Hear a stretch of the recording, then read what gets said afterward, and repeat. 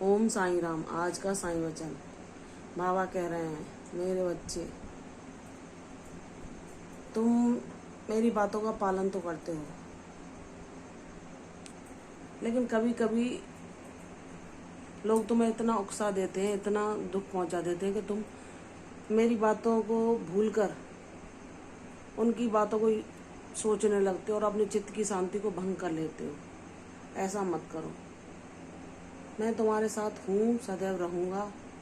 मेरा तुम्हारा रिश्ता इस जन्म नहीं, कई जन्मों पुराना है। तो मैं तुम्हें बता रहा हूँ कि तुम अपने मन की शांति को किंचित मात्र भी बाहर के लोगों या किसी भी की बातों में आकर भंग न करो। तुम सब कुछ अच्छा कर रहे हो, अपने मन को शांति दो, ताकि तुम जल्दबाजी में जो कुछ काम तुमसे बिगड़ जाते हैं ऐसा ना हो।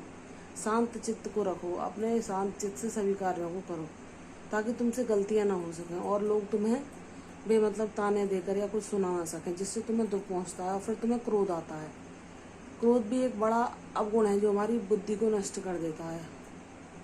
तुम कभी कभी क्रोध बस कुछ भी बोल जाते हो और फिर पछताते हो और अपने मन की शांति को भंग कर लेते हो। तो मेरे बच्चे, मैं तुम्हें बार बार बता रहा हूँ कि तुम अधिकतर मेरा नाम जाप करो, जिससे तुम्हारा मन शांत होगा और शांत मन से तुम जो भी कार्य करोगे बिना जल्दबाजी के, उसमें तुम्हें सफलता मिलेगी और तुमसे गलतियां भी नहीं होंगी और कोई तुम्हें दुख भी नहीं पहुंचाएगा अपनी बातों के द्वारा। तुम ऐसे बन जाओगे कि तुम किसी की बातें ना सुन पाओ।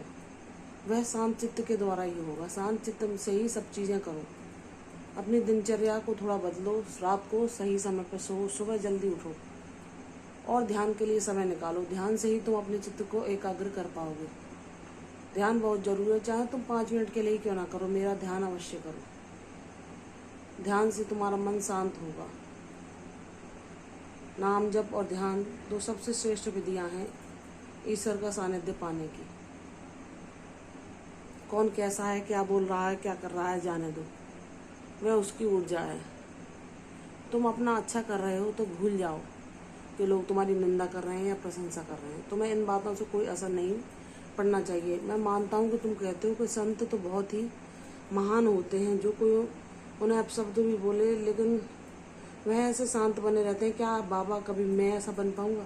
क्या मैं कभी अपने चरित्र को इतना विकसित कर पाऊंगा कि मैं सबकी बातों को या क्रोध को भी शांतिपूर्वक सहन कर सकूं? हाँ मेरे बच्चे, तुम ऐसे बन जाओगे। एक दिन मैं भी तुम्हें इस चरित्र का बना दूंगा जैसे संत होते हैं। तुम भी व्यवहार करना सीख जाओगे, लेकिन उसे सीखने के लिए तुम्हें हर पल मेरे साथ रहना होगा, हर पल मेरी बातों को मानना होगा, मेरे दिखाए मार्ग पर चलना होगा। तब तुम ऐसे बन जाओगे कि तुम्हें किसी की कही हुई बातों की परवाह भी नहीं होगी और ना तुमसे गलतियां होंगी। तुम्हारे मन की शांति भी भंग नहीं होगी। यह अचानक से संभव नहीं होता।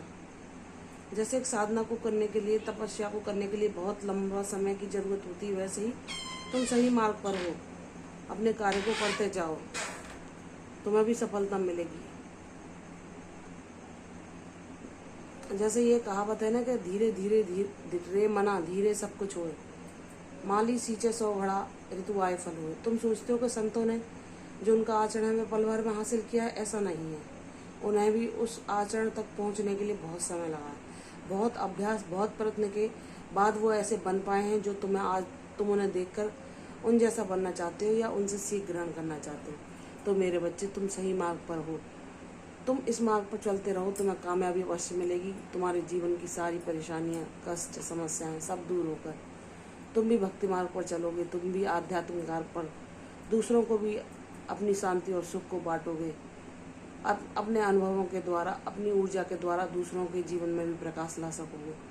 और मेरे बच्चे, तुम संसार में खुशियाँ, शांति, प्रसन्नता, प्रेम बांटने के लिए आए हो और वह कार्य मैं तुमसे कराऊंगा। इसलिए प्रसन्न रहो, सदैव मेरी बातों का स्मरण करते रहो। अपने मन की शांति को एक क्षण के लिए भी दूर न जाने दो, उसे थामे रहो, जो कि नाम जप के द्वारा संभव है। प्रसन्न रहो, तुम्हारा कल्याण होगा। मैं तुम्हारे हृदय की समस्त इच्छाओं को पूर्ण करूंगा। तुम बस विश्वास पूर्वक मुझ पर पूर्ण विश्वास के साथ अपने समय की प्रतीक्षा करो।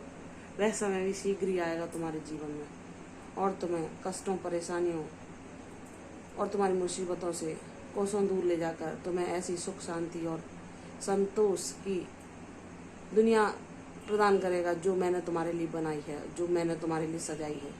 प्रसन्न रहो, खुशियाँ तुम्हारा स्वागत कर रही हैं। झोली फैलाकर मेरे दिए हुए आशीर्वादों को ग्रहण करो, तुम्हारा कल्याण होगा। कल फिर आऊँगी साईं वचन के साथ, तब तक के लिए ओम साई राम।